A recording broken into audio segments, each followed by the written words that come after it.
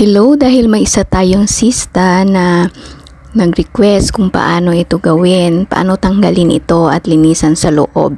Kasi natatakot daw siya, baka daw masira niya. So gumawa ako ng video.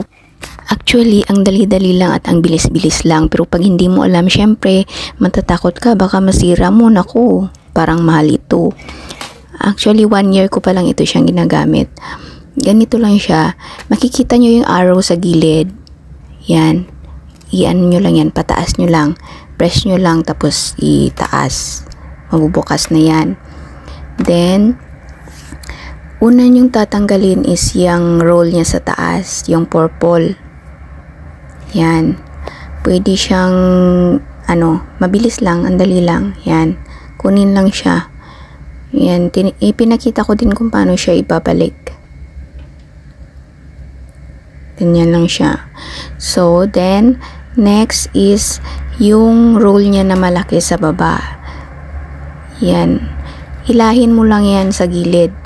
Makukuha na yan. Yan. Nahirapan akong mag-ano kasi yung isang kamay ko nakahawak sa cellphone. Yan, ganyan lang siya. Pwede nyo yung labhan yung dalawang stick na yan. Yan, yung roll niya na dalawa, pwede nyo yan labhan. Tanggalin nyo din to sa gilid ng roll, baka makalimutan nyo. May buhok din dyan. Pero dapat mainit ang panahon kasi kailangan pa yung patuyuin tela kasi yan. Tingnan nyo yan yung mga buhok.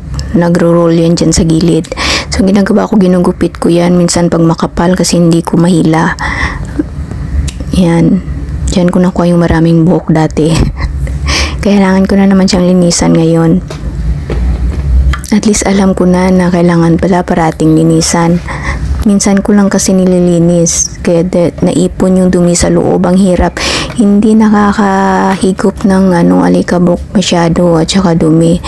Kaya pala napuno na ng buhok sa loob. So kailangan pala linisan parati. Yan, ganyan lang din magpabalik ka. Yan, very easy. Thank you for watching.